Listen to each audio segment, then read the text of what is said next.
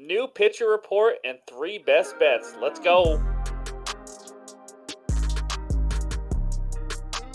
What's going on, everyone? Welcome back into another episode for Just a Bet Outside. I'm your host, Steven, and we got a good little show for you today on Hump Day. That's right. Happy Hump Day. Mike.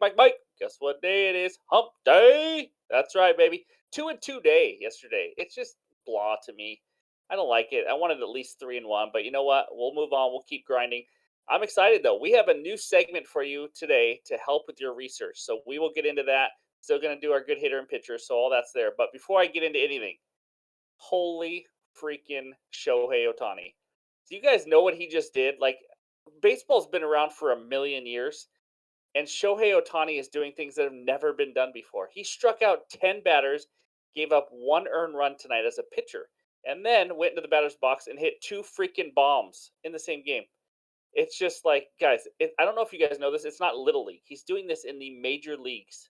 I got nothing. I got nothing. I think hitting a baseball is the hardest thing you can do in sports, and he is doing that while also striking out major league hitters. But anyways, I won't vent too much about it, but he's just unbelievable. We need to enjoy that. That's for sure. Before we dive in, like, subscribe, comment. You guys are crushing it. I don't know what else to say. Keep smashing that like button. You guys are, I will love waking up to a lot of comments about best bets or a heads up on something, and it's just a lot of fun talking baseball with you guys. So keep that up. I appreciate it. If you are new to the channel, this is not just a best bets page. We give out a lot of research help, so it's kind of a combo, so you can get the most out of it. Because I never think a page should just be tailing someone's 2 bets and leaving. We should be able to offer more to you guys, and that's what we want to do. So subscribe if you're new to the channel. Welcome aboard. Want to have you. So we are chasing 5,000 subscribers now. So, all right, good hitter pitcher matchups, and then we have the daily pitcher report today. That's right. Let's see if we like that stuff. 3 best bets. Let's get right into it. It's bets recap time. Let's go. There we go. Phillies money line. What an easy winner. -125 on DK that we got there.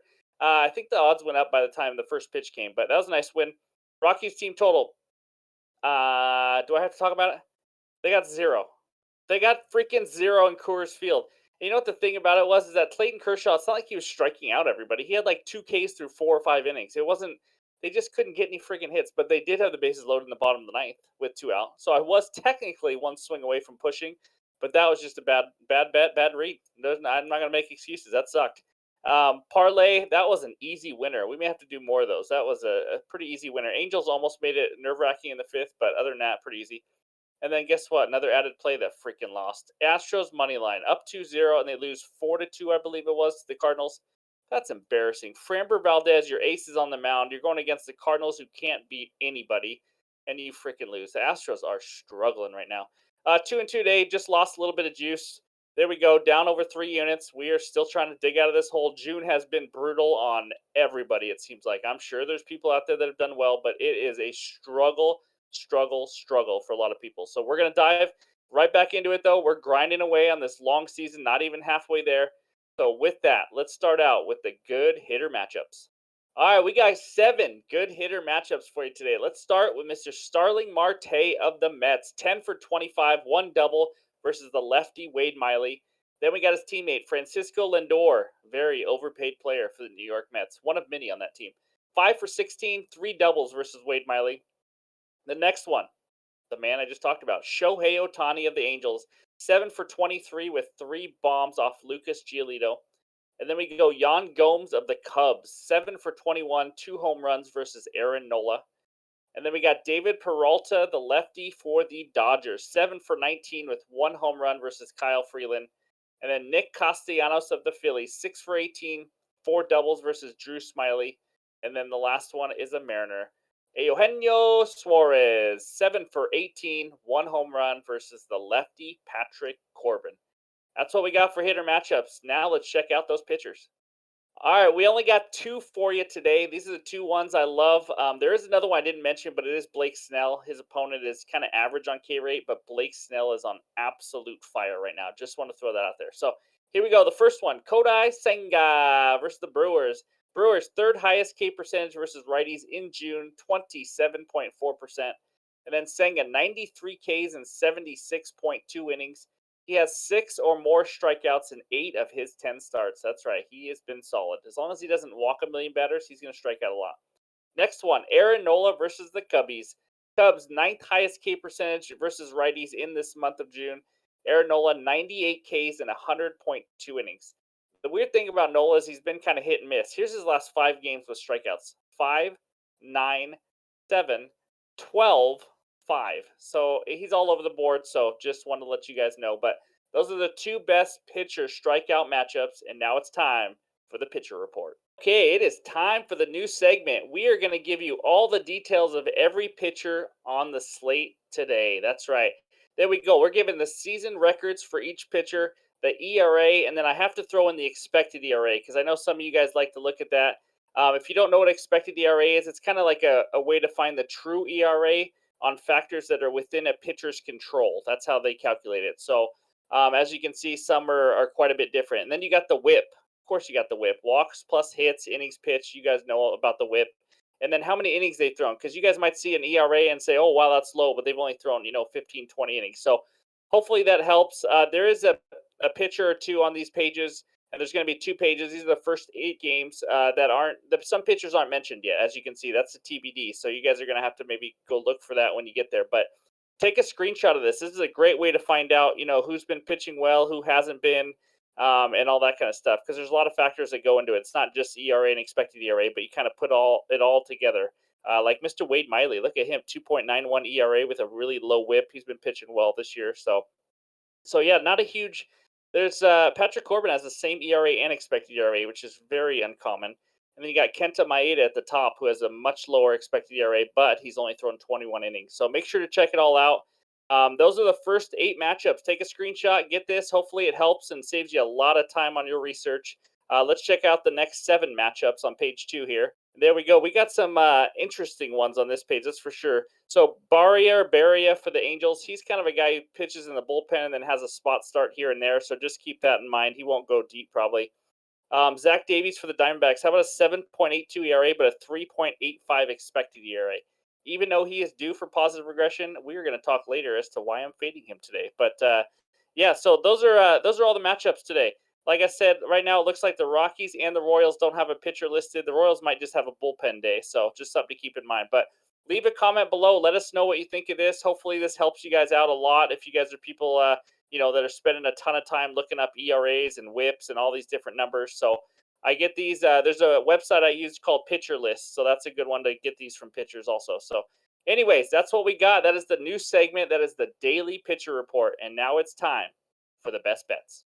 Game number 1 takes us out to the desert. We got the Tampa Bay Rays at the Arizona Diamondbacks. Rays money line minus 150. Dbacks money line plus 130 with an over/under of 9 runs. Best bet in this game, we're going right back to it. Let's get on hot streak with these team totals. It is the Rays team total over 4.5 at minus 127. I got this on FanDuel last night. I gave this out to the premium members right when I saw it so they can get this line. It might be 5 now. If it's 5 and you're still getting decent odds, minus 110, minus 105, close to even money, I still like that. But I got it over 4.5 on FanDuel. So next one. Here's the reason. Mr. Zach Davies. We've talked about him over and over and over again. I know I just said he's due for some positive regression, but it's not going to happen here. 7.82 ERA. He is giving up 30% hard contact, 17.6% K rate, and a 10.6% walk rate. Those are not good numbers, by the way. In case you don't know, you can't be walking over 10% of batters and striking out less than 18%. That is just not a good strikeout to walk ratio. In his last 10.2 innings, he has given up 18 earned runs. That is literally almost 2 an inning, guys. It is just not. It hasn't been good for him, and he's from around my neck of the woods. But he's not looking like a major league pitcher at this time. So, and now he's going against the Rays offense. Do we really think going against one of the best offenses in the league is a good time to maybe have some positive regression? Because I don't at all. Rays offense, they've slowed down just a little bit from their torrid pace they had earlier this year. But this month against righties, still 4th in WRC plus, 5th in batting average. And honestly, I think they should have probably 4 or 5 runs by the time Davies leaves. I mean, like I said, he's given up 18 earned runs in his last 10.2 innings. I mean, I don't see why the Rays offense can't do it. They should probably be able to hit a homer or two off him. Get some good hitter props off the Rays players too. So I love the Rays team total over 4.5. They get 9 guaranteed at bats as the road team. Like, I love that. So that's our first best bet of the night. Let's move on to game number 2. Game number 2 takes us out to Baltimore, Maryland. We got the Reds at the Orioles. Orioles money line minus 165. Reds money line plus 140 with an over/under of 9 runs. Speaking of the 9 runs, that's my best bet. Over 9 runs. I got this at minus 118 on FanDuel. Gave it out right away. I think the books are about to switch to 9.5. I gave that out to the Discord members. Guys, we have a pitcher I just love to fade. Luke Weaver. Dream Weaver. Oh man, I'm getting better and better with that. Holy cow. Every 5 days I'd sing it, I think. 23 earned runs in 21 innings. In his last 21 innings. That is just so bad. 6.86 ERA. Another guy who can't strike out anybody. 19% K rate. His last 2 games, okay? 5 earned runs, 3 Ks to the Braves. All right, you say it's the Braves, you get it. How about the one before that? 5 earned runs, 1K to the Astros. The Astros have not been hitting well at all against righties. So he just hasn't been good. And then you got the Orioles. Top 10 in WRC plus, OPS, ISO power versus righties in June. They're going to hit some bombs off them. I just know it. Kyle Gibson is on the mound for the Orioles. Last 3 games, 5 earned runs to the Mariners. That's not good. 3 earned runs to the Cubs. Not good. And 3 earned runs to the Royals. Guys, those are 3 bad offenses. Let's be honest. And in those games, how about 42% hard contact to the Mariners giving up? 37.5% to the Cubs and 46.2% hard contact to the Royals. He just hasn't been good. Let's just face it. He just has not been good. And I love these offenses. Now let's talk about the Reds offense versus Kyle Gibson. How about third in ISO power? That means they have a lot of power, by the way, if you couldn't tell. Fourth OPS, eighth WRC plus versus righties in June. Both of these offenses are rolling right now, and both of these pitchers are doing the opposite of rolling. I don't know what that is. Staying still? I don't even know. Anyways, I love the over 9 runs, guys. I expected this to be at like 10 to start, so I would gladly take the 9. I think we get 10 plus runs pretty easily in this game. And also, if the Orioles need to carry it, the Reds bullpen is just hot garbage. So you got that also. You got Luke Weaver and the Reds bullpen. If you want to go Orioles team total, you can do that too. But I'm going to go over 9 runs, minus 118, the second best bet. Now let's move on to that hitter parlay. The final bet of the night is a 3-man hitter parlay. That's right. We have Anthony Santander, Marcus Semien, and Yandy Diaz, 1+ hit each at plus 140 on FanDuel. That is right. The theme of this hitter parlay is Christmas tree, and you're going to know why in just a second. First one, Anthony Santander. He's hitting 333 in the last 15 days and 385 in the last 7 days with 4 bombs. He hit most of those bombs on my fantasy bench. Unfortunately, I don't know what I was thinking, but he now faces Luke Weaver. We don't need to talk about that, guys. 11.6 hits per 9 innings. He's a freaking Christmas tree. Second one, Marcus Semien, 1+ hit. He's hitting 321 in the last 7 days. Here's another thing I like to see because he's a leadoff hitter. 5 at-bats in 8 straight games. So, I mean, we're almost guaranteed at least 5 at-bats from him. I know some of you, there was a game he had like 6 or 7 at bats and he still went over. I get that. It can happen every once in a while. But he's also hitting 299 versus lefties this year. And now he gets to face another Christmas tree, Joey Wentz, because he is awful. 10.3 hits per 9 innings. Just like Luke Weaver, gives up a lot of hits. I don't see Marcus Semien going over in this game. And, you know, the Tigers' bullpen's okay. Nothing special. But I like Semien to get 1+ hit. Next one, Yandy Diaz of the Rays. He is hitting a whopping 476 the last 7 days, 10 for 21. He is facing Zach Davies. We've already talked about him too. The third Christmas tree of this parlay, 11.9 hits per 9 innings. He is a AAA pitcher right now. That's in the 8th percentile on how many hits he gives up. So there's not many people that give up more hits than him. Yandy's hitting 316 on the season. He's a good hitter. I want to just catch this in the first inning. Wouldn't that be nice? Santander, Semien, Diaz all get a hit in the first inning. Let's move on. Let's take the plus 140 winner. I like it. That's my hitter parlay for the day. And those are our 3 best bets. Let's check out that bets recap page.